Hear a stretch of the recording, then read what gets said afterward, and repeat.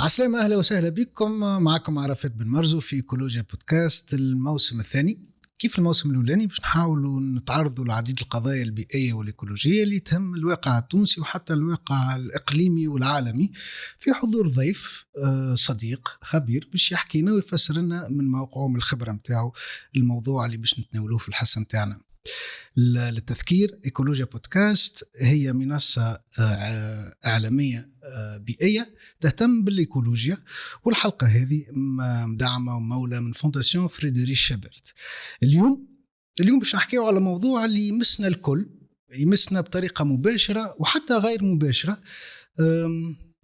يمسنا على خاطر نحن مجتمع عنا طريقة عيش وطريقة حوكمة، وعنا يعني داريشاس موجودين دايرين بينا، لازم بطريقة أو بأخرى يتم التصرف فيهم بطريقة عاقلة عادلة وفيها يعني بعد متاع استدامة. الموضوع هو السياسة البيئية، السياسة الإيكولوجية، شنية واقعها في تونس وحتى على المستوى العالمي. كيفاش نجم نلقاو السياسة البيئية مش كان في وزارة البيئة، ولكن تنجم تمس الوزارات الكل، تمس المواقع والميادين السياسية المتعددة، ونحاولوا نفهموا كيفاش يعني المستقبل متاع الإنسانية كان يكون بطريقة هكا عريضة، مربوطة بالحوكمة ومربوطة بالتصرف الثروات متاع البلاد ومتاع المجموعة. باش نتعرضوا الموضوع هذا في حضور خبير وصديق زارنا في الموسم الأولاني، ونحن سعداء برشا باش نستضيفوه مرة أخرى، الأستاذ منير مجدوب. سي منير، أهلا وسهلا وصحة شريبتك. يعطيك الصحة. نحن قاعدين نسجلوا في الليل توا، دونك انت عملت ديبلاسمون بعثنا، شكرا جزيلا ومرحبا بك.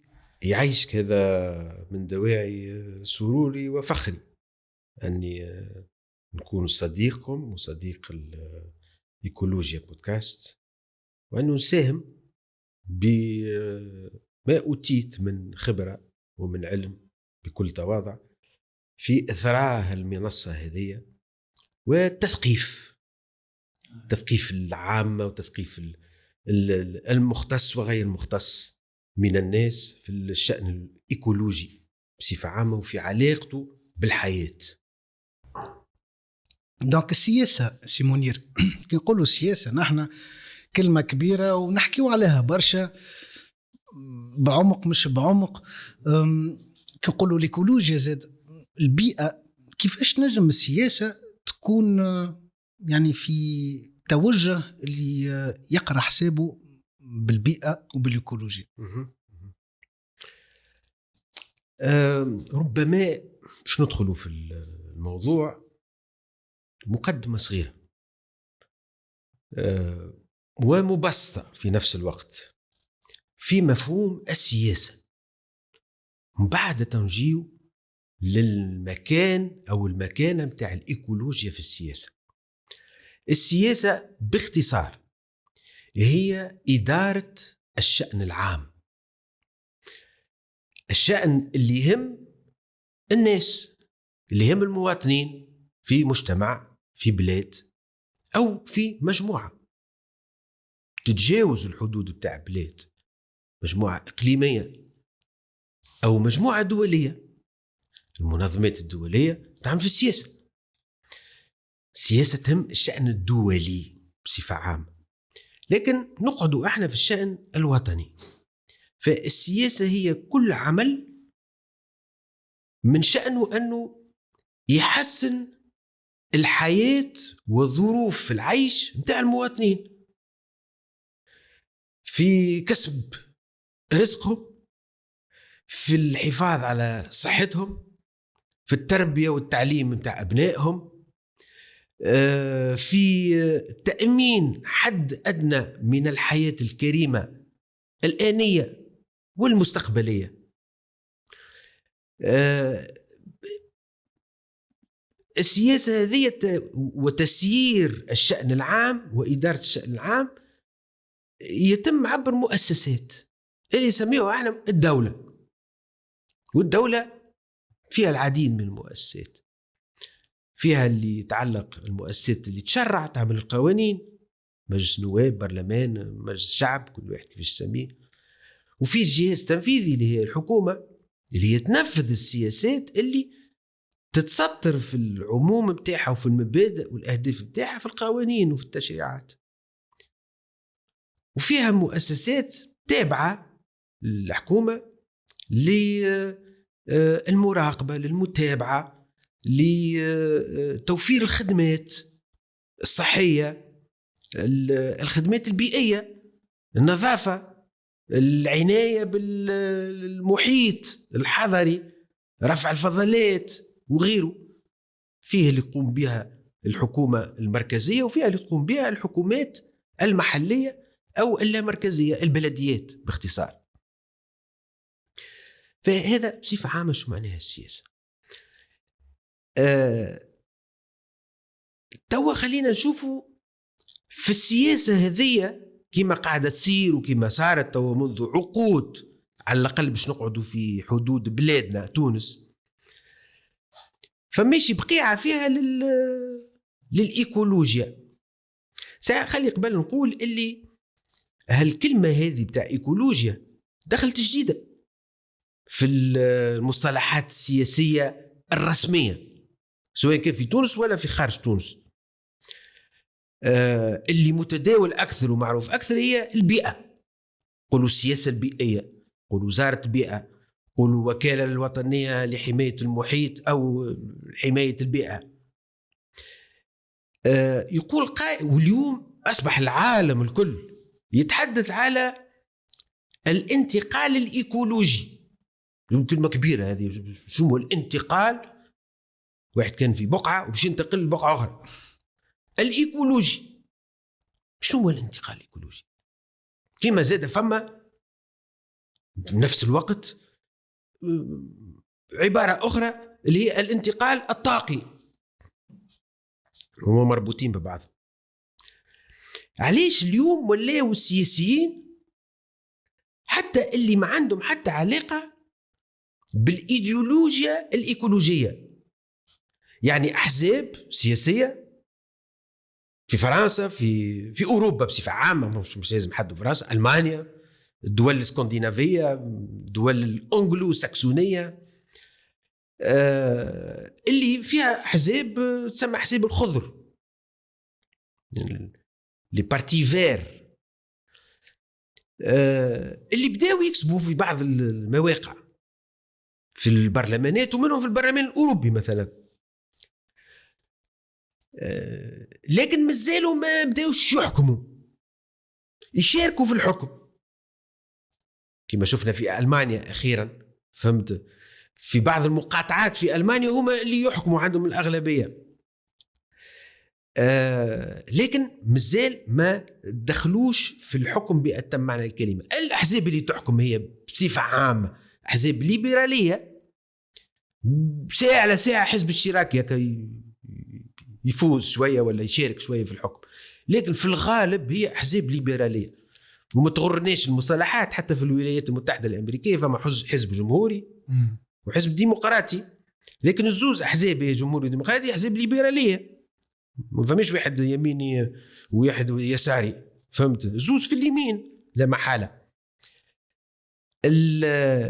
المهم هو أنه حتى الأحزاب هذه الليبرالية واللي تحمل في برامجها وفي شعاراتها وحتى في قوانينها مصطلح الإيكولوجيا، ودخلوا هالفكرة هذه متاع الانتقال الإيكولوجي. يعني كيفاش ننتقلوا بالاقتصادات متاعنا، بالنمط الاجتماعي، من نمط اقتصادي واجتماعي اللي يستغل الثروات الطبيعية وفي نفس الوقت يلوث في المحيط بجميع أنواع التلوث المحيط، وما يقراش حساب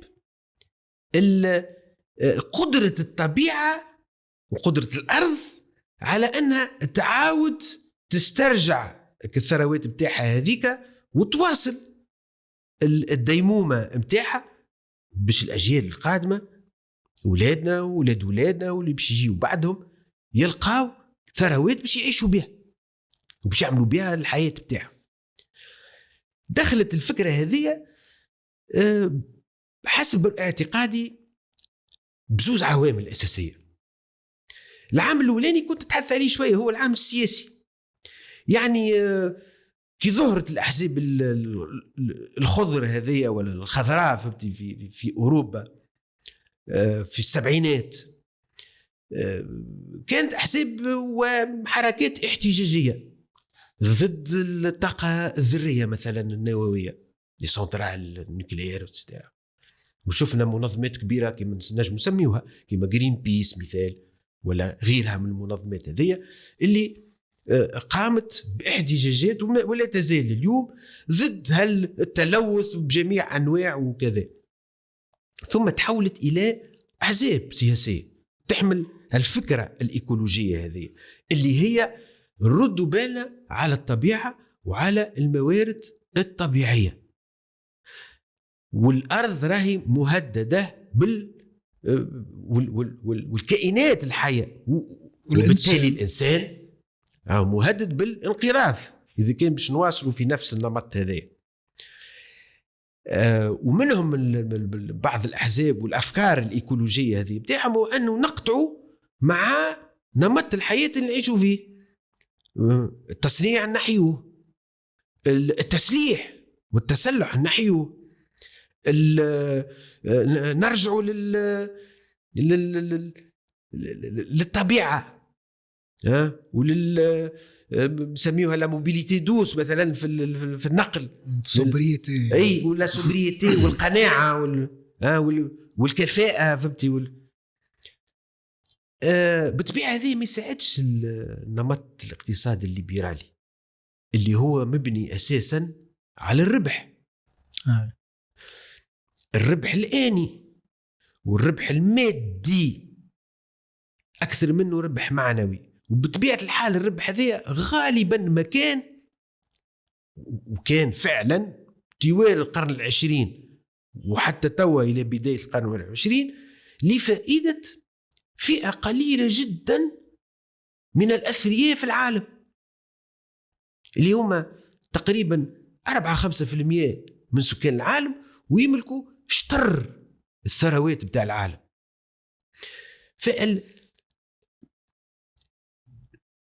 كي وصلت الأحزاب الخضر هذه وبدأت تفرض في نفسها وتكسب في الأصوات بتاع الناخبين، خلقت نوع من المزاحمة والمنافسة والتنافسية مع الأحزاب الأخرى. ولات الأحزاب الأخرى قالت أي شيء مشكلة تنبناه وإحنا الفكرة هذه الإيكولوجية تنولي وإحنا ندافعوا على البيئة. هذه عامل أول اللي هو نتاج الأنظمة الديمقراطية. العامل الثاني هو عامل علمي. هما مجموعات متعددة وكثيرة من العلماء في مختلف الاختصاصات اللي على طيلة عقود قاعدة تبحث وتحلل في الحياة وفي الأرض وفي التوازنات البيئية متاع الكرة الأرضية، وتوصلت منذ سنوات عديدة إلى نتائج ثابتة علميا، هو أنه النمط اللي تعيش به المجتمعات خاصة المصنعة والدول المتقدمة واللي مشيت عليه طوال القرن العشرين، استغلال مفرط للثروات والاقتصاد المبني على الفحم الحجري ثم على البترول والغاز والتصنيع والبناءات والتعمير المتوسع والاستغلال الزراعي المفرط واستعمال المبيدات الكيميائية وجميع الوسائل لزيادة الإنتاج وليوفرة الإنتاج واستعمال جميع وسائل الإغراء في الإشهار والماركتينج والتسويق باش الناس تشري وتزيد تشري حتى لو كان ما حشتوش بيك الشيء هذاك يشريه. بالضبط. مما خلق وكون مجتمع ومجتمعات استهلاكية. وحتى المجتمعات الفقيرة اللي منهم بلادنا مع كل أسف مازلنا نصنف احنا في المجتمعات ذي نقولوا بلد سائر نحو النمو او ايمرجون، يعني في انتقال فهمتي من التخلف الى التقدم.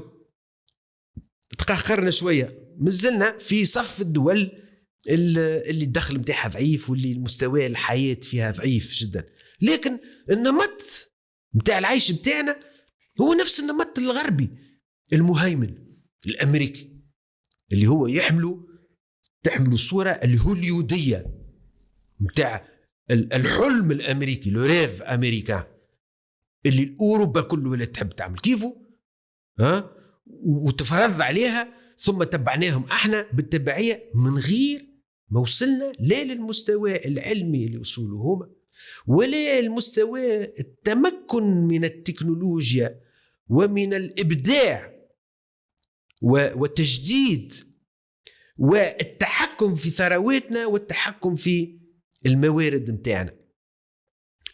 الناس كل دخلوا في نفس الدوامة هذه الاستهلاكية المفرطة. العلماء أثبتوا واكتشفوا أنه هالنمط هذية قاعد يستنزف في الثروات الطبيعية، ونتيجة لهذا ما هوش على خاطر حب في الطبيعة ولا في الثروات الطبيعية، لا، أكيد أنه فما شكون منهم مهبول بتاع طبيعة وبتاع إيكولوجي، لكن فما ناس يخدموا علماء عنده حقائق علمية يخدم بها، يقول راهو كي باش نواصلوا في النمط الإنتاجي والاستهلاكي هذا راهو ما عادش باش تبقى ثروات وما عادش باش تبقى أرض وباش تزول الكلها. معناها الجنس البشري هو بيده باش ينقرض بعد في بضع عقود، ربما في 2050 2060 2100 البعض يقولوا. ومنهم ظاهرة التغير المناخي تحدثنا فيها قبل وتحدثتوا فيها أنتم في الحصص بتاعكم قبل، وربما تزيدوا تتعمقوا فيها مع مختصين أخرين. التغير المناخي واللي اللي يحملوا الفكر الليبرالي كانوا رافضين الفكره، يقول لك ما فماش تغير مناخي، هذا شيء عادي. كي يشوفوا فهمتي تاريخ الكره الارضيه فهمتي هذاك هو، فما مره تسخن مره تبرد، مره تسخن مره تتجمد، مره فهمتي مره تطلع الحراره ومره تنحبس فهمتي والكربون يتحبس ومره تتسيب وكذا. لكن العلم اثبت انه في العشرين او في 50 سنه الاخيره ظاهرة الاحتباس الحراري، يعني تمركز وتركز الكربون في الغطاء والغلاف الجوي متاع الكرة الأرضية اللي يمنع أو يخلي أنه الحرارة درجة الحرارة على سطح الأرض ترتفع على المعدل العادي. وهذا أحدث اضطرابات عديدة جدا مانيش باش ندخل في التفاصيل هذه، كانوا ينكروا الشيء هذا. ولليوم فما اللي يسميهم كليماتو سيبتيك، يعني الناكرون والجاحدون للتغير المناخي، يقول هذا ما هوش نتيجة الفعل بتاع الإنسان ولا بتاع التصنع ولا بتاع الحضارة ولا بتاع التقدم. واللي جايبين الفكرة هذه يحبوا يقضيوا على التقدم ويحبوا يقضيوا على المدنية وكذا. شيئا فشيئا العلم بدأ يفرض في نفسه والحقائق العلمية بدأت تفرض في نفسها، وتقلصت الدائرة متاع المشككين في التغيرات المناخية والمشككين في انقراض الكائنات الحيوانية والنباتية من على سطح الأرض، بدأت تتقلص. وفي نفس الوقت بدأ الضغط متاع الحركات الإيكولوجية سواء كان حزبية سياسية أو مدنية بدأ يكثر. فهذا خلى أغلبية الحاكمين، احنا نحكي على السياسة والحكام، يتجهوا نحو السياسات ويفكروا في سياسات تاخذ بعين الاعتبار هالجوانب البيئية هذه والجوانب اللي تم حماية المحيط والاجتماعية زاد على خاطر مربوط ببعض. مو زاد فما شيء في السياسة قبل الاجتماعي فقبل السياسي بصفة عامة، وحسب على الأقل قراءتي الشخصية للتاريخ بتاع الدول وبتاع السياسات في العالم، السياسي ما يفكرش في المجتمع، ما يفكرش في شعبه، ونقوله بكل موضوعية وبكل تجرد وما نقصد حتى حد، يفكر أكثر في بقائه في الحكم أطول مدة ممكنة، إلا كما يقال إلا من رحم ربك، اللي هكا في اتجاه حاكم عادل فهمتي ويحب الشعب بتاعه ويحب له الخير وكذا، موجود فهمتي، توجد في التاريخ، لكنها شواذ، حالات شاذة ونادرة تحفظ ولا يقاس عليها. السياسي هو اللي يبحث على الحكم والبقاء في الحكم أطول مدة ممكنة، وراه فما مجموعات متاع ضغط، مجموعات مصالح تحمي فيه وتدعم فيه باش يحافظ لها على المصالح متاعها. تغيرت نوعا ما المعادلات على المستوى السياسي، نحكي في ما بين الأحزاب وتوزيع عدد الناخبين وعدد الأصوات في البرلمانات، فدخلوا وتبنوا عن قناعة أو عن غير قناعة، لكن عن قناعة سياسية، عن قناعة علمية، عن قناعة إيكولوجية يمكن، لكن عن قناعة سياسية أكيد جدا أنه يلزم نحط في برنامجي أنا والمعذرة باش نذكر اللي يتنافسوا اليوم هم بحثنا لهنا على رئاسة الجمهورية في فرنسا كيف هذا كيف الأخرى، حكاوا على الإيكولوجيا وحكاوا على البيئة. شنو علاقتك بالإيكولوجيا؟ حزب يميني متطرف عمره ما كان يحكي على إيكولوجيا، والأدبيات بتاعه ما فيهاش لا إيكولوجيا ولا كذا، لكن أرغمت على إقحام هالكلمة هذه بتاع إيكولوجيا باش تكسب أصوات، والآخر كيف هذا شخص ليبرالي إلى أقصى درجة، إلى أبعد الحدود. لا، احنا ندافع عن الإيكولوجيا وحماية المناخ وحماية الطبيعة والانتقال الإيكولوجي، وشوية نوكليير. ايه خاطر النوكليير هذاك لابد منه، خاطر هذاك اكثر طاقه نظافه، تعملش تلوث وما تعملش كربون، فهمتي، غاز كربونيك. دونك هكا احنا في الايكولوجي. الايكولوجيا اقحمت في السياسه وفي الصراعات السياسيه وفي النزاعات السياسيه بفعل الوعي اللي بدأ يتوجد من السبعينات لدى فئات بشوية قاعدة تكثر وتتعمم حتى على المستوى العالمي، بتاع الناس يحملوا أفكار هكا بتاع حماية بيئة وبتاع صحة وبتاع أجيال قادمة وبتاع حق في الحياة وحقائق علمية كل يوم تزيد تثبت وتتأكد مما لا يدعو للشك ولا الريب فيها. بطبيعة الحال ما هو صاحب رأس المال من غير من ذمه، أما هذا بصورة موضوعية نقولها يبحث على مصلحته وين يلقى الربح. في الخضم هذه تكونت وتخلقت صناعات إيكولوجية أو سميوها الصناعات الخضراء، دي اندستري فيرت، منها الطاقات الشمسية، الطاقات المتجددة. فنلقاو اليوم عدد كبير وربما كل الشركات النفطية العالمية أصبحت شركات تستثمر في الطاقات المتجددة وفي الهيدروجين الأخضر، يعني إنتاج الهيدروجين فهمتي من الطاقات المتجددة فهمتي. وفي التطور التكنولوجي وفي التصنيع في كل ما يساعد على تعويض الصناعات والاقتصاد اللي يرتكز على النفط والفحم الحجري بصناعات ترتكز على الطاقات المتجددة وترتكز أكثر على الخدمات وعلى الاقتصاد اللامادي.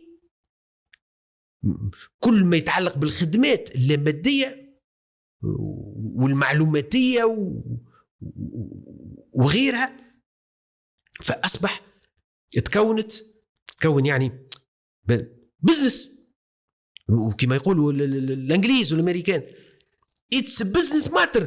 يعني فما افاريات كبيره توجدت وتكون. تعرف في العشر سنوات الاخيره وبما فيهم العامين الاخرانيين اللي جات فيهم الجائحه نتاع الكورونا، اللي بطبيعه الحال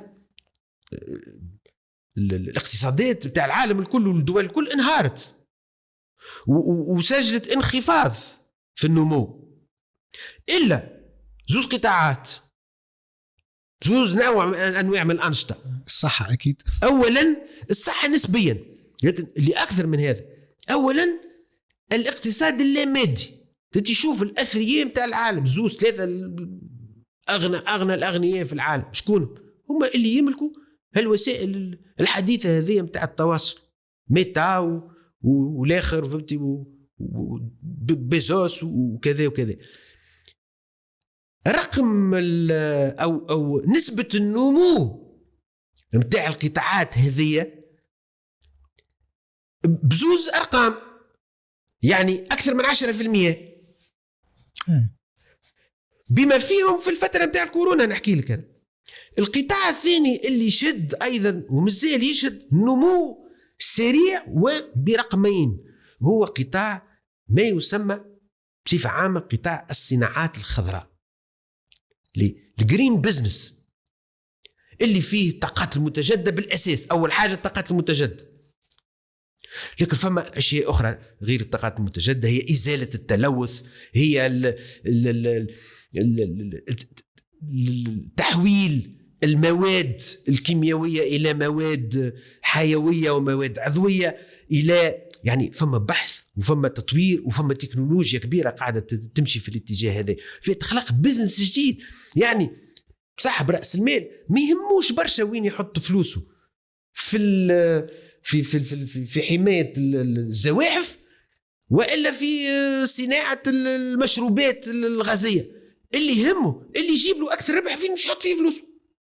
فأصبحت هالقطاعات الجديدة هذه تدر أرباح كثيرة ومهمة على أصحاب رؤوس الأموال والمستثمرين بصفة عامة، وأصبحت لها أسواق، وأسواق حتى تتسمى مصنفة في البورصات العالمية، كوتي أون بورس، في نيويورك وفي لندن وفي فرانكفورت وغيره وغيره وغيره. فهمتي هالصناعات هذه، فهمتي الخضراء والخضر، هذه الكل جعل أنه على المستوى العالمي فما مرة أخرى نستعمل العبارة هذه، الشأن الإيكولوجي والشأن البيئي أقحم في السياسة، وأقحم في السياسات متاع الدول، وأقحم أيضا في الاتفاقيات العالمية وفي السياسات العالمية، منها تغير المناخ ومنها التنوع البيولوجي وغيرهم من كذا. تونس من جملة البلدان اللي مش ممكن أنها تتطور وتمشي السياسات بتاعها بمعزل على الحركة العالمية اللي قاعدة تصير، لأنه في نفس الوقت الممولين بتاع دولة كما الدولة التونسية أو اقتصاد كما الاقتصاد التونسي، واحنا هنا نجريه على صندوق النقد الدولي ونجريه على الممولين الآخرين الأجانب وكذا، لأن في الشح البلاد في شح كبير ياسر بتاع تمويل، مصادر تمويل، للاستثمار وللتشغيل وكذا وكذا. الممولين الكبار هما بنفسهم تبنوا نفس الفكرة، هاكم ما نقولش نفس الإيديولوجيا، لكن نفس الفكرة ونفس التمشي. البنك الدولي نحكيوا على الدبلوماسية البيئية توا، اليوم نحكيوا على الدبلوماسية البيئية. طبعا فما العديد من دول العالم اليوم عندهم سفراء في البيئة وعندهم سفراء في المناخ، فهمتي؟ البنك الدولي أو مجموعة البنك الدولي والصندوق النقد الدولي، فهمتي، مجموعة المنظمات هذه يسميهم بتاع بريتن وودز، بكلها تبنت التوجه البيئي هذا، وأصبحت تشترط على الدول المقترضة منها واللي تمنحها الأموال أنها توجه سياساتها إلى حماية البيئة، إلى الانتقال الطاقي، إلى الانتقال الإيكولوجي. حتى أننا اكتشفنا في التقرير الأخير متاع صندوق النقد الدولي اللي ولا متاع الحكومة التونسية اللي يتفاوضوا فيه مع صندوق النقد الدولي، فما فصل كامل شابيتر على الانتقال الإيكولوجي. يعني يا تونس يا دولة يا حكام تاع تونس، مهما كان النظام والحكم اللي عندكم توا، فهمتي، وقتي مش وقتي، انتقالي استثنائي كذا كذا، ما كنش هربين منها راهو ما فماش تمويل إذا كان ما تحطوش في السياسات بتاعكم في عين الاعتبار أو بعين الاعتبار الجانب البيئي والإيكولوجي. وأيضا نزيد على هذا، بلاد كما تونس احنا الاقتصاد بتاعنا على شنو قائم، أو على الأقل على شنو قام تو منذ 40 سنة أو حتى أكثر من 40 سنة، قام على تصدير كل ما يمكن تصديره من بضائع وخدمات كما السياحة مثلا ذات قيمة مضافة. وشكون السوق متاعنا؟ هي أوروبا.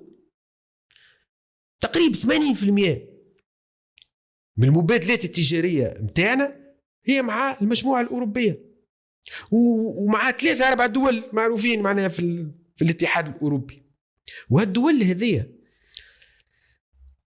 فهي في حد ذاتها كدول ثم كمجموعة أوروبية، الاتحاد الأوروبي المجموعة عندها قوانين كل عام تزيد فيها، كل عام يزيدوا يفصلوا ويدقوا ويكبسوا في القوانين البيئية. آخر ما صدر في فرنسا مثلا، ابتداء من غور جانفي اللي فات هذه 2022 ما عادش فرنسا تقبل أي منتوج نباتي فلاحي في معلبات بلاستيكية. ما عادش تقبل. معناه التونسي اللي يصدر في الدقلة ويحط فيها فك البركات هذيك بتاع البلاستيك ويزيد يلفها بقرطاس بلاستيك ويزيد يحط عليها فهمتي ما عادش تبيع له في فرنسا. واللي يبيع في السلطه وفي الخضره وفي الفراوله وفي كذا وفي كذا ويصدر في والفرويد مار والعود بلاش بلاستيك زيرو، على خاطر الاتحاد الاوروبي اعلن سياسه وتبعته الدول اللي هي مش تبعته، هو تبع الدول المؤثره المانيا فرنسا فهمتي كذا، إزالة البلاستيك. أوروب سون بلاستيك، ميديتراني سون بلاستيك، موند سون بلاستيك. وشو سون بلاستيك؟ بجد ما ثم بيحبوا يقضيوا على البلاستيك.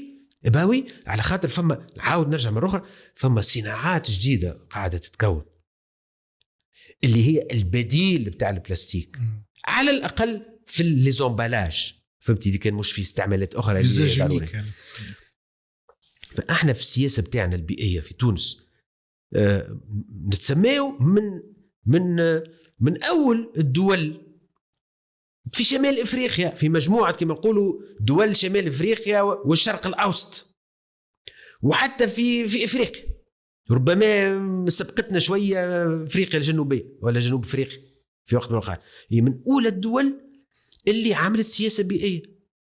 عام 1900 وهو قبل هو حتى من الستينات ومن السبعينات فما لو كود دي زو لو كود دي فوري اللي هو يحمي هذه مجلات القوانين اللي تحمي الثروة الغابية، تحمي الثروات المائية، تحمي ثروة التربة، الكود دي سول.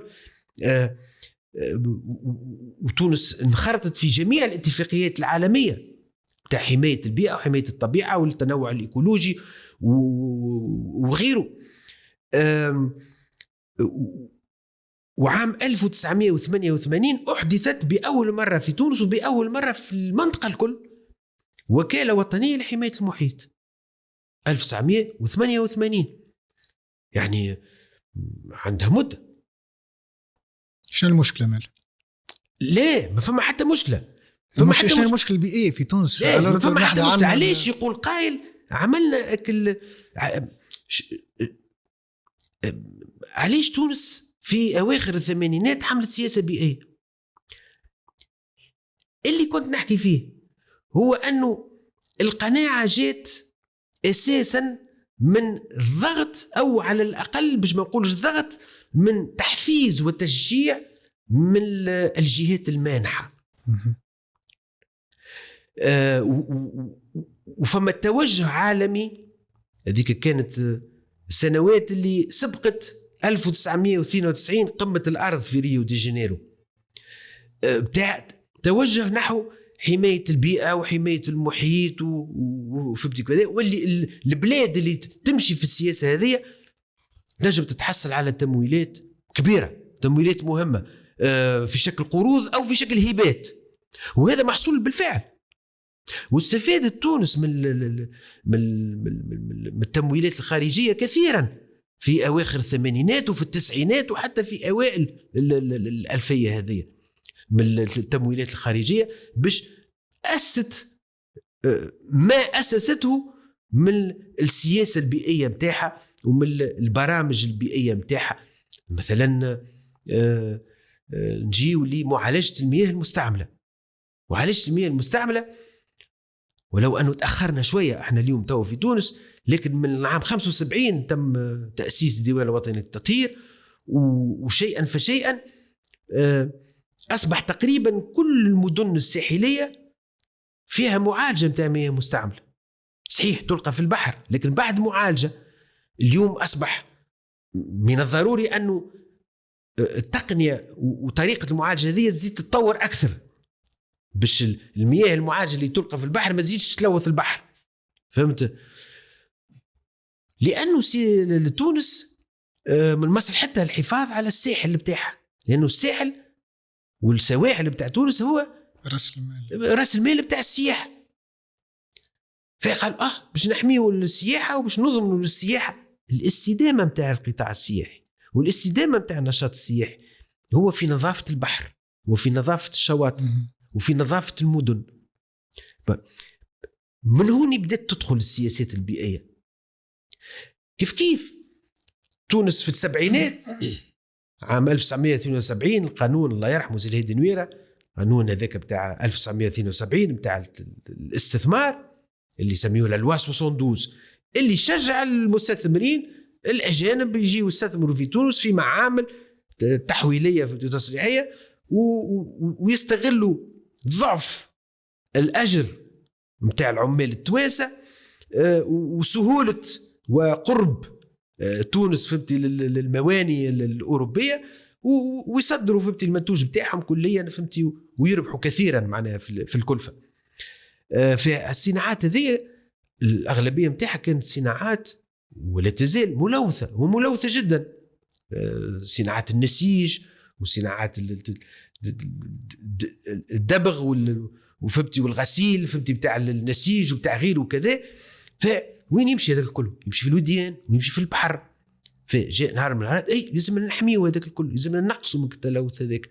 فجات السياسة هذه البيئية متاع التشجيع على الاستثمار في برامج للحد من التلوث، وأحدث صندوق خزينة خاص يتسمى صندوق مقاومة التلوث، لو فون دو ديبولوشن، اللي يعطي 20% دعم خالص للاستثمار للمؤسسات باش تنقص من من الملوثات بتاعها، فهمتي، وتسهيلات اخرى فهمتي في قروض وفي كذا. فبدات في اواخر الثمانينات، في اوائل التسعينات، وفي التسعينات بدات السياسات البيئيه تتوضح في تونس. فما قناعه بانه حمايه الثروات الطبيعيه وخاصه البيئه الحساسه للانشطه الاقتصاديه الهامه في تونس ضروري. مشينا شيئا فشيئا في التوجه هذاك. فالسياسه البيئيه ما هيش جديده، مش اليوم دخلت فهمتي في بلاد كما تونس. بدات من الثمانينات وبدات تتطور شيئا فشيئا. طبعا السياسات هذه في حاجه الى تجديد، في حاجه الى تطوير. المؤسسات اللي تكونت وتأسست كما الوكالة الوطنية حماية المحيط، ولا وكالة التصرف في النفايات، ولا الديوان الوطني للتطهير وكذا، في حاجة إلى إعادة تنظيم، إعادة هيكلة، إلى تجديد، إلى بحث وتطوير وتجديد الوسائل بتاع العمل فهمتي، والتقصي والمراقبة بتاع التلوث وغيره. وهذا مهم جدا أنه الدولة التونسية تعاود تجدد السياسات البيئية متاعها أو تجدد السياسة البيئية متاعها. وفي عملية تجديد السياسة البيئية هذه ما فماش كان الوزارة التي تعنى بالبيئة، فماش كان وزارة البيئة هي اللي مسؤول عليه. وزارة البيئة أحدثت عام 91 في نوفمبر 1991 للغرض هذا، لوضع البرامج هذه ولإعداد تونس للقمة متاع 1992 واللي انخرطت فيها من بعد فك الاتفاقيات الدولية الكبرى متاع المناخ ومتاع التصحر ومتاع التنوع البيولوجي. واستفادت كما كنت نقول الدولة التونسية من العديد من الاستثمارات ومن التمويلات الخارجية، لكن مازال عندنا مشاكل بيئية كبيرة ما تحلتش، كما مثلا مشكلة التلوث متاع جابس الناتج على المجمع الكيميائي في جابس اللي هو مربوط حلقة من الحلقات صناعة فوسفات.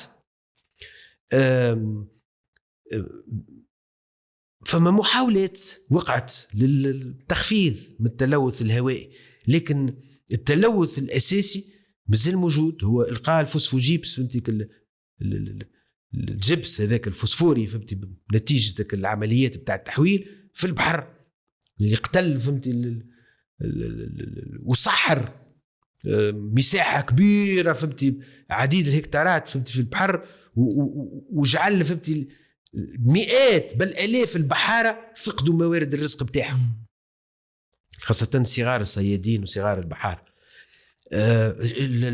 التلوث هذا مازال متواصل، لأنه في عقيدة الدولة مهما كان الحاكم، هاكو شفنا قداش من حكومة مشيت وجات حكومة وجات حكومة، مشى وزير جاء وزير، مشات حكومة جات حكومة، لكن فما عقيدة تسيطر في الدولة. في عقيدة الدولة قطاع الفوسفات لازم نحافظوا عليه. كان يجيب لنا 3.4 و4.4 مليار دينار في العام، وبسبب الثورة نخفض ونحب نعاودوا نرجعوه، وهذاك فهمتي وقت اللي هو قطاع أو صناعة كلها من المنجم حتى للتحويل، صناعة ملوثة جدا وقاتلة. ما يقول كلمة قاتلة كلمة تخوف، يقول منين ليك شنو القاتلة، معناها تقتل في العباد، قاتلة قتلت الحياة، سحرت البحر، قتلت الأسماك، قتلت الكائنات فهمتي الحية في البحر، مرضت برشا عباد، وبرشا عباد أكيد ماتوا بسبب الأمراض هذيك، قتلت الواحات الشاطئية الساحلية النادرة في الكرة الأرضية اللي هي واحات جابس، وحولتها إلى صحراء قاحلة، استنزفت الثروة المائية اللي موجودة في جهة جابس، وأيضا في الحوض المنجمي في قفصة ودوير قفصة. لكن المياه الجوفية هذيك الكل مشيت في استغلال الفوسفات وفي تحويل الفوسفات، والغبار وغيره.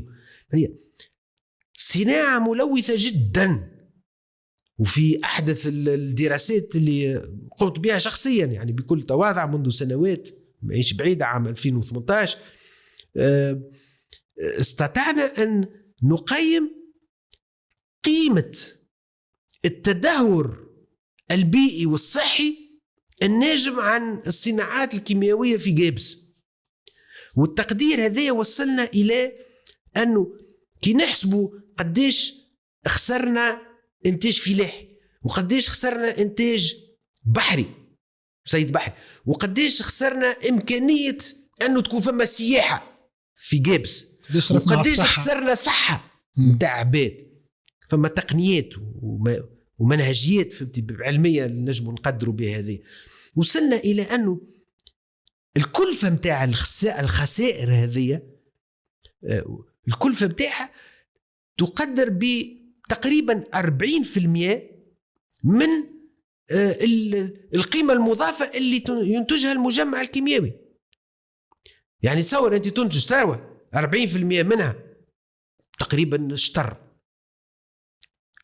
كأنك تاخذ 40% منها تقول هذه باش نعطيهم تعويضات للفلاحة وللبحارة وللناس في صحتهم وكذا. هم ما مشيوش تعويضات، مش قاعدين يعطي معنى ما مش قاعدين يتوزعوا تعويضات، لكن قاعدين ننتجوا في 100. لكن ال100 هذوم اللي ننتجوا فيهم 100 مليون دينار 100 مليار دينار حسبها كما تحب انت، ال100 فما 40 منهم هذوم خسارة في الطبيعة وخسارة في الصحة متاع الناس، مما يعني خسارة أيضا للاقتصاد بنفسه. علاش نقول اللي فما عقيدة متاع الدولة بقات مهيمنة إلى يومنا هذا ونخافوا منها. قول ما تمسش الفوسفات، يعني كيفاش نخدموا في العباد؟ والآلاف وعشرات الآلاف من مواطن الشغل في قفصة وفي جابس وفي غيره، وكل الشركات البستنة والبيئة وكذا، واللي يعطيوا فيهم في الفلوس واحد شكون باش يعطيهم إذا كان نحيوا الفوسفات؟ والتصدير بتاع الفوسفات ولو هو توا ما عنده مدة ما فماش، ما ولينا نستوردوا في الأمونياك وفي غيره. فهمت؟ وكيفاش وما كيفاش اندسترياليزانت. وعلى فكرة هذه موضوع الصناعة المصنعة هي نظرية من النظريات الاقتصادية الاشتراكية نوعا ما. فهمتي؟ ديستان دو بيرنيس يعني ايكونوميست معروف فهمتي في لي 50 و 60 فهمتي في فرنسا، وكان من المغرمين به ومن أصدقائه سي حمد بن صالح الله يرحمه. وهذه فكرة الاندسترياليزاسيون شو معناها؟ معناها تجي دولة تحب دولة تقدم، اعمل صناعة ثقيلة وصناعة اللي هي تخلق صناعات أخرى تبعتها. فمن جملة الصناعات هذه كان صناعة تكرير النفط في بنزرت، معمل تكرير النفط في بنزرت، صناعة الفولاذ فهمتي اللي اون لا روبري معناها بعد الاستقلال فهمتي حابين نطوروا فيها، صناعة الفوسفات فهمتي ولي زونغري شيميك في جابس والى اخره. هذه الاندستري تعمل الاندستري هذيك وتخلق لك دوترز اندستري كونكس فهمتي، وتولي فما حركة اقتصادية وولي فما تقدم ونمو واقتصادي وكذا. الفكرة هذه ربما في وقتها جابت نتيجة، لكن اليوم ما عادش مطروح.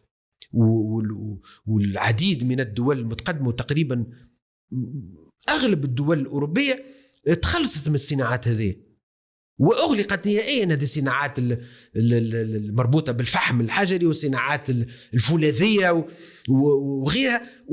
وكانت مناطق كبيرة ياسر فهمتي في أوروبا، في فرنسا وفي ألمانيا وفي بلجيكا وفي غيرها فهمتي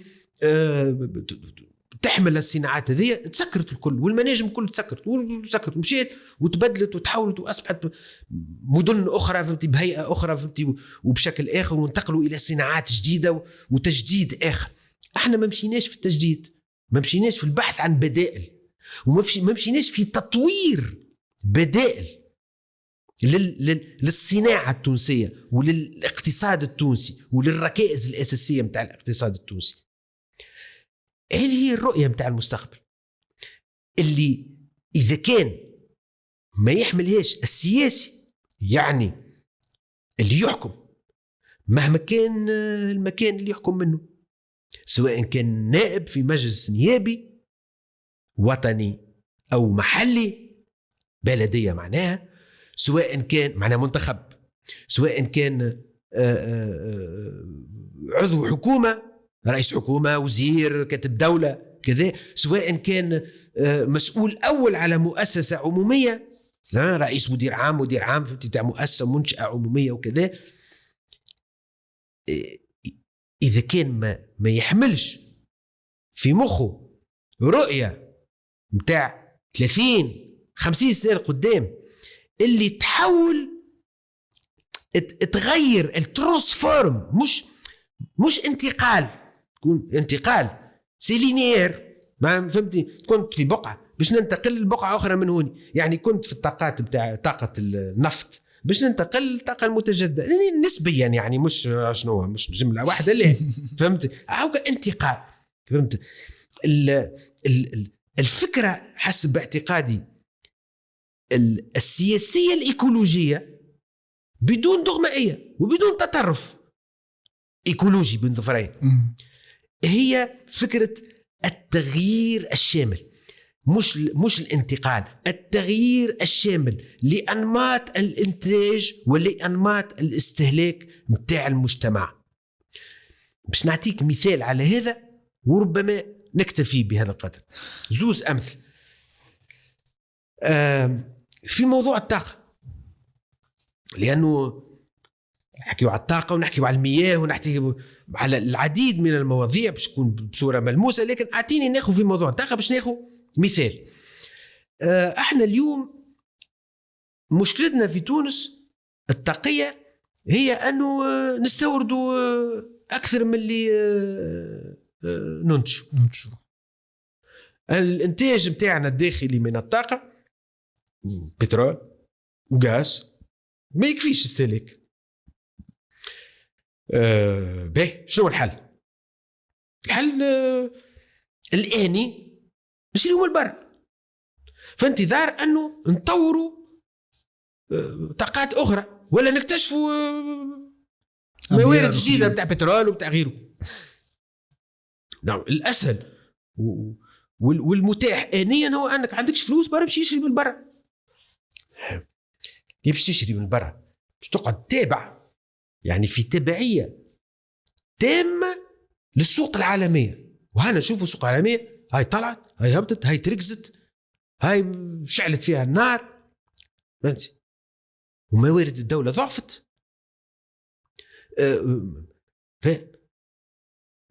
علاش هذا؟ لأنه صاحب الحكم وصاحب السياسة، وأقول هذا بكل موضوعية،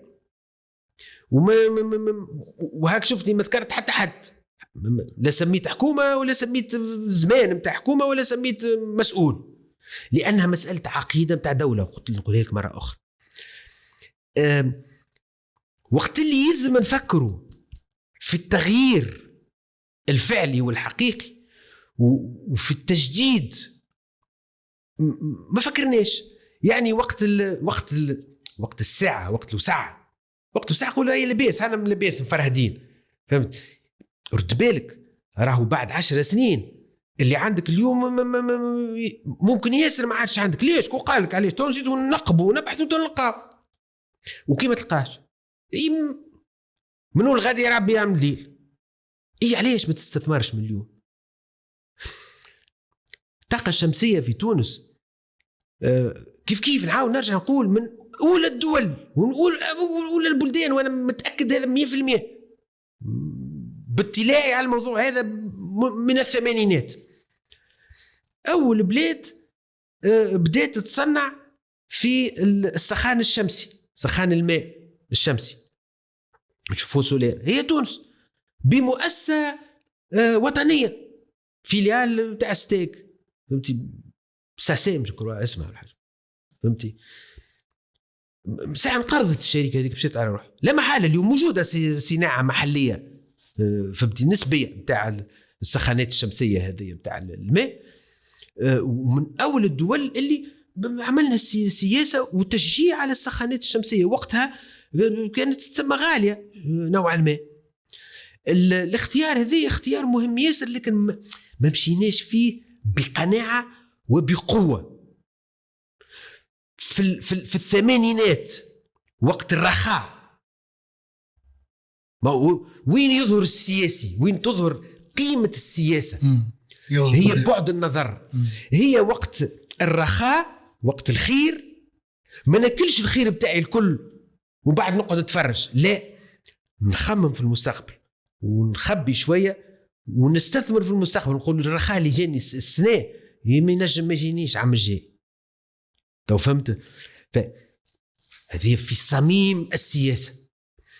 وهنا مانيش نحكي على البيئة، مانيش نحكي على وزارة البيئة، نحكي على سياسة الطاقة اللي عندها علاقة بالبيئة كما شفنا، ونحكي على سياسة أخرى اللي هي سياسة النقل. مثلا احنا اليوم النقل متاعنا في تونس، المواطن كيفاش يتنقل عبر وسائل النقل، السيارة، ترانسبور روتي على العجالي، معناها على الهواء يتنقل. اما في النقل العمومي ولا الجماعي والتاكسي ومتابعه، ولا في السيارات الخاصة. والنقل البضائع 99% منه يتم عبر الشاحنات. وينه النقل الحديدي اللي الكلفة بتاعه أقل بكثير، على خاطر يحمل أكثر عباد وأكثر حمولة إذا كان بضائع، وكلفة بتاعه أقل حتى في استعمال الوقود.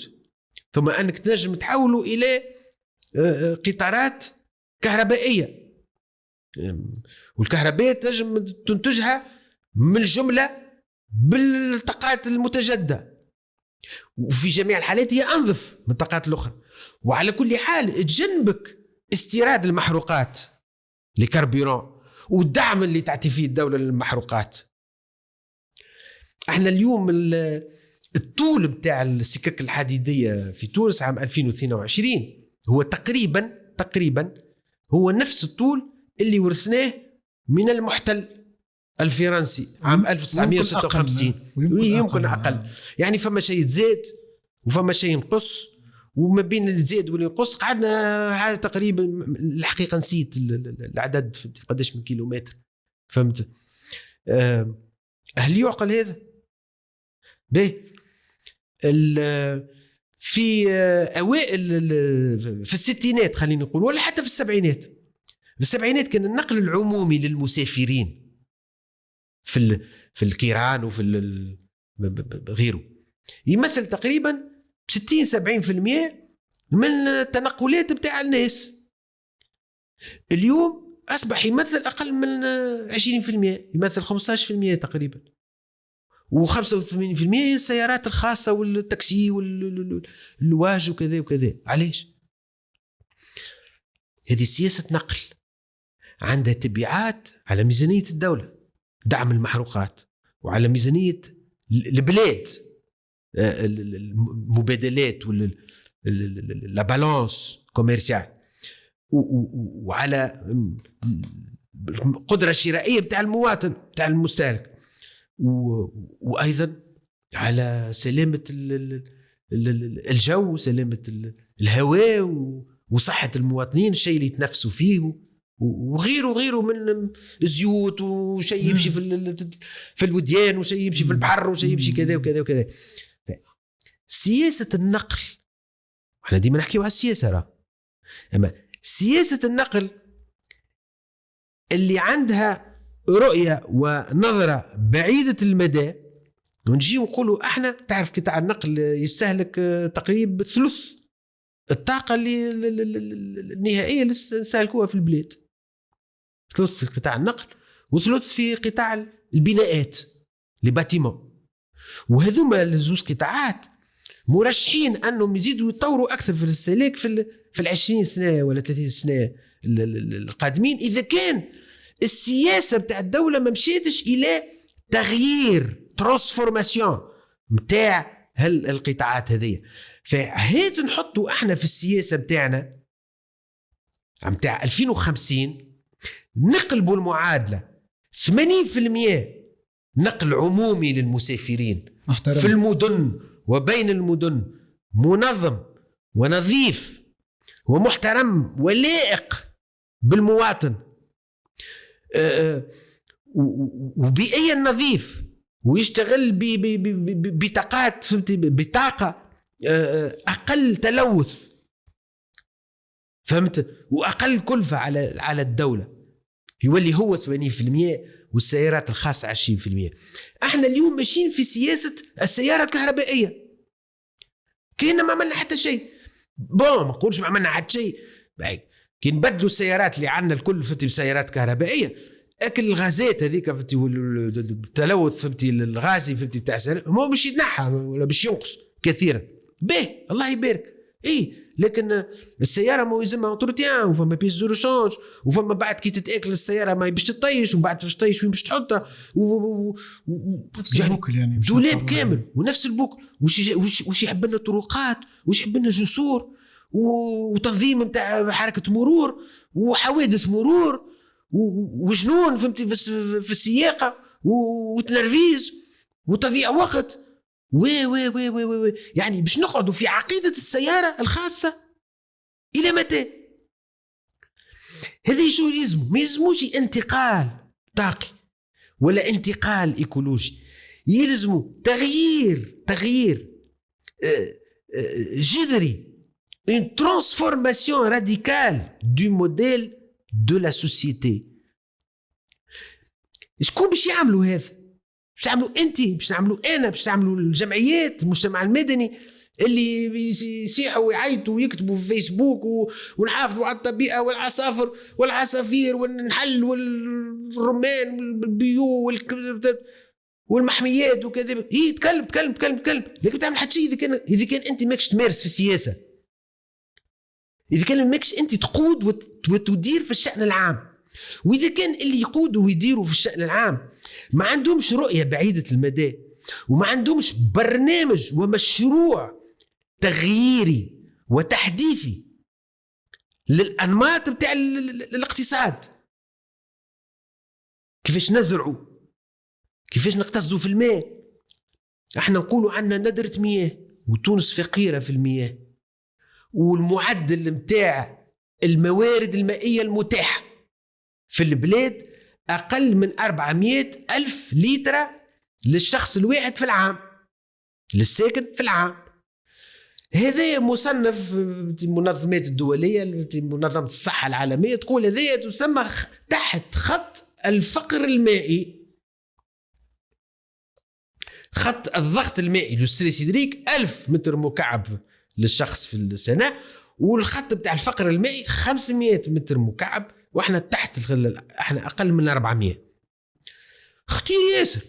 وين باش نمشيو؟ وتغيرات مناخيه و4 سنوات جفاف، وربما باش يوليو 5، واحنا نغليو كي طرجره البرغل هكا، كيفاش باش نعملوا في الماء ونحليو ماء بحر، ونجيبوا ماء درشوا والماء الشمال نهبطوا للجنوب، وماء كذا وكذا، وبراجات وتعبيات وستوكات وصحيح كلها مشاكل فعليه.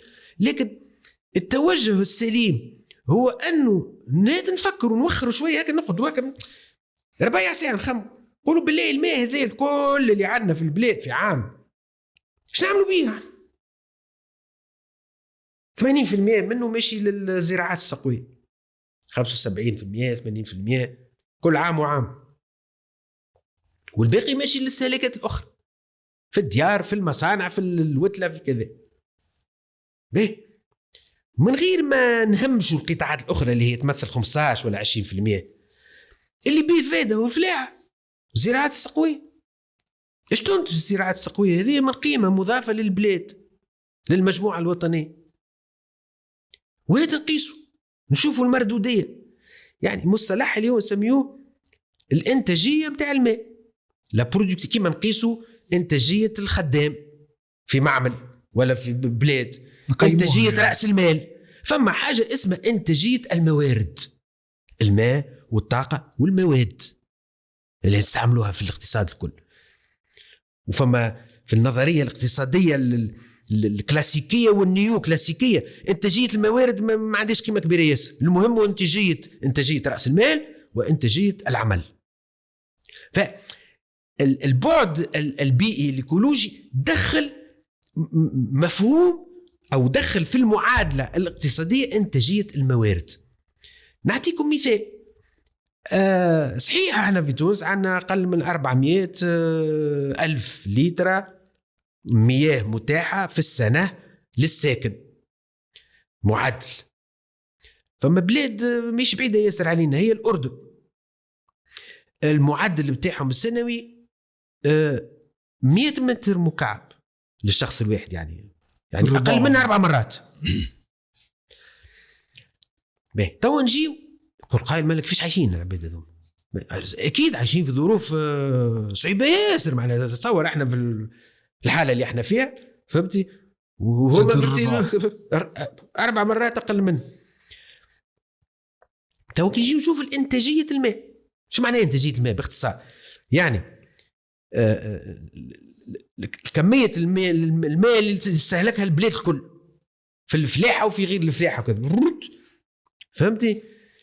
هذيا نجيو نقارنوها بالانتاج بتاع الثروه اللي هو يتسمى لو برودوي انتيريور بروت، يعني الناتج المحلي الخام. يعني الثروه اللي تنتجها البلاد، لكن اللي يقيسوا بها النمو والتنميه. هذاك من العام العام يزيد 0%، يزيد 1%، ها ونقصها وطلعها وبطت نسبه النمو. على شو يقيسوها نسبه النمو؟ على الناتج المحلي الخام، لو برودوي انتيريور بروت، PIB. نجيو احنا لا برودكتيفيتي شتقاس هي قديش دينار برودوي انتيريور بروت ديفيزي بار لا كونتيتي دو كونسومي بار ليكونومي اي لا سوسيتي. هذيك لا برودكتيفيتي ناسيونال دو لا ريسورس او. الأردن اللي 4 مرات أقل منا في كمية الموارد المائية المتاحة، الانتاجيه نتاعها بالمفهوم هذايا 2.5 اكثر من الانتاجيه اللي عندنا احنا في تونس. شوف هذا كل شيء معجزه هذه. كيفاش عملوا؟ برا شوف كيفاش عملوا. شوف التقنيات الري اللي عندهم. عندهم وزاره المياه ومازال عندهم وزاره المياه والري. شوف التصرف في المياه حتى المنزليه وفي الواحد. عندهم بوليتيك دو راسيونمون دو لو. الماء مش موجود في السباله في كل وقت. الديار كل عندهم خزان نتاع ماء فوق السطح، فما وقت يتحل فيه الماء ووقت يتسكر فيه الماء. يعني فما تصرف في الثروه المائيه، في الموارد المائيه حسب المتاح. فمشيوا في تحسين الانتاجيه. يعني الاهم من الرقم اللي نقولوه ونعاودوه، الفقر المائي وتحت الخط بتاع الفقر المائي والشح المائي و400 متر مكعب، الاهم هذاك مهم، لكن اللي اهم منه هو الماء. شنو نعملوا به؟ تعرفش يا سي عرفات، وهذه ارقام رسميه، اللي مياه الشرب يعني تخرج من البراجات، من البراج، من السد باش توصل للحنفيه من السباله. فما 30% من الماء يضيع في الشهر الثاني، يضيع ما بين البراج والسنتر دو كوليكت دو تريتمون دو لو، ومن غادي يمشي فما اللي يضيع في القنوات، وبعد يضيع في المحطه الاخرى بتاع الخزن، وفما اللي يضيع في قنوات التوزيع حتى اللي توصل للمنقاله. وما نحكيش على يضيع في وسط المحلات وفي وسط الديار وكذا. تصور انت 30% من المياه الشرب هذه فقط، اللي هي تمثل 15 او 20% على اقصى التقدير من الماء اللي استعملوه سنويا ضياع. فما اللي يسميوه الضياع الفني او التقني، لي بيرت تكنيك، اللي قد ما تعمل ديما فما بيرت. مي البيرت تكنيك ماهيش 30%. البيرت تكنيك سي 9 10% 11% 12%. كيما في الضوء زيادة، كيف في النقل وتوزيع الكهرباء، كيف زيادة فما ضياع. يعني شوف كيف نفكروا، كيما طريقة التفكير بتاعنا في الموارد وفي ما هو متاح من الموارد وفي كيفية الاستعمال بتاعها هي تقريبا نفس عملية التفكير والتحليل والتفكير. فالسياسة هي الإيكولوجية هي طبعا لا تقتصر على نعطيك فما الدول في العالم ما عندهاش وزارة بيئة. اي ما فما العديد من الدول في العالم، العديد يعني عشرات ربما، فما من جملتهم دولة معروفة ياسر ربما ما هيش معيار لكن متطورة جدا في حماية البيئة، عكسا على عكس ما يتصوروه برشا ناس. الولايات المتحدة الأمريكية الولايات المتحدة الأمريكية ما عندهاش وزارة بيئة، ما عندهاش Department of Environment، عندها Department of Justice، Department of Defense ولا ذيك البنتاغون، عندها Department of Energy، فهمتي؟ ما عندهاش وزارة مكلفة بالبيئة. ايش عنده مؤسسة حكومية، يمشي رئيس تجي رئيس، يعني تمشي إدارة تجي إدارة، تمشي إدارة تجي إدارة. depuis les années le début des années 70 اسمها EPA Environmental Protection Agency، سي مثال متاع وكالة حماية المحيط. وكالة حماية المحيط هذه عندها سلطة قانونية للردع وللمتابعة تاع المخالفات البيئية ولوضع المواصفات البيئية في الاستعمالات الكل، في الأنشطة الكل، في الصناعات الكل، في وعندها أجهزة بتاع رقابة ومنتشرة في 50 ولاية من الولايات المتحدة الأمريكية، وتشتغل بطريقة علمية وقانونية. هذا نمط من الأنماط متاع الحوكمة، حوكمة الشأن البيئي، لأنه النظرية الاقتصادية الليبرالية متاع الولايات المتحدة الأمريكية احنا نقولوا ما هيش بيئية، ما متاع كل شيء مباح، كل شيء. الأنشطة احنا تو أخيرا قالوا نحينا 5 تراخيص متاع أنشطة، شو تحي في 5 تراخيص؟ تو المفروض نحي جميع التراخيص كل تنحيها. شو نشاط اقتصادي بترخيص؟ المبدأ هو الحرية والاستثناء هو الترخيص. احنا المبدأ هو الترخيص والاستثناء هي الحرية، وفي الحرية عندك كرة شروط وبرا يمشي يوجع على الإدارة وكذا. كيفاش باش تنهض باقتصاد في الوضع اللي احنا فيه اليوم، وقت اللي أي مواطن عنده 4 سور يحب يدورهم في الحلال وفي القانون وفي الواحد، تقول له لا يلزمك كرة شروط وتطبع في البلدية وتجيب لي كذا وتمشي تحت التصويرة منسخة من صلص وكذا، فبتشوف الوزارة الأخرى وزارة تبعت الوزارة الأخرى. مش معقول هذه خلينا منه، هذه موضوع آخر. لكن في صميم السياسة، لأن سياسة الدولة هي سياسة متكاملة. أنا نعطي حرية النشاط الاقتصادي، لكن في نفس الوقت فما قانون وتراتيب ومواصفات بيئية لابد من احترامها من جميع أصناف الأنشطة، كل نشاط حسب نوعية التأثير بتاعه على البيئة. برختم على روحك، ربي يهنيك، وتعمل إعلام تقول أنا راني حليت بعمل كذا في بقعة كذا، فهمت؟ وما نجيك بعد 2 ولا 3 أشهر ولا عام نعمل عملية مراقبة ونلقاك مخالف. انت كان نلقاك محترم المواصفات بارك الله فيك واصل، نلقاك مخالف نخطيك. هذه عقلية كاملة متاع تسيير دولة وتسيير شؤون بلاد، متاع سياسة وحوكمة فعلية، ليس فقط في الشأن البيئي لكن في الاقتصاد وفي حياة الناس وفي المجتمع. دور الدولة مش الدولة تعمل كل شيء والمواطن يستنى حتى تعمل له الدولة، فهمتي؟ وما تخليك الدولة تعمل حتى شيء، حتى كي تولي الدولة ما عادش عندها قدرة باش تعمل حاجة تقول لك برعملوا وحدكم مبادرة حرة مبادرة حرة. مين مبادرة حرة؟ لا فما لا مبادرة ولا حر، فهمتي؟ أطلقني خليني نختم على روحي وانت راقب على نفسك. وجميع الأجهزة بتاع الدولة يلزمها تكون حاضرة وجاهزة باش تنفذ السياسات هذه وتحرص على تنفيذ السياسات، بما فيها المؤسسة القضائية والعدلية. يعني وقت اللي تجي وكالة حماية المحيط المراقبة بتاعها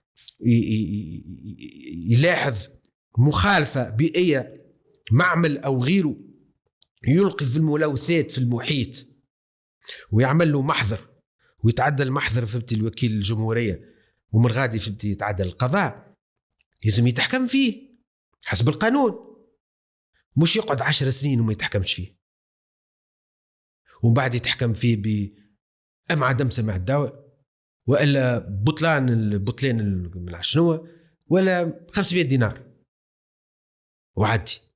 مش معناها الدولة تشرع الإفلات من العقاب وتشرع لي عدم احترام المحيط، معناها عدم احترام الناس، عدم احترام العباد والصحة متاعهم فهمتوا الديمومة متاع الحياة متاعهم. فهذه هي مفهوم الشامل للسياسة البيئية وللسياسة الإيكولوجية. أكيد أن الموضوع أكبر وأوسع وأكثر تشعب من اللي تحدثت فيه أنا، وربما ما تحدثتش في عديد من النقاط، لكن يبدو لي أنه الفكرة واضحة. نحب نلخص باش تكون فما سياسة إيكولوجية مش ضروري يكون الطرف الحاكم عنده مذهب وإلا اعتقاد عقيدة إيكولوجية أخضر، معناه مش ضروري.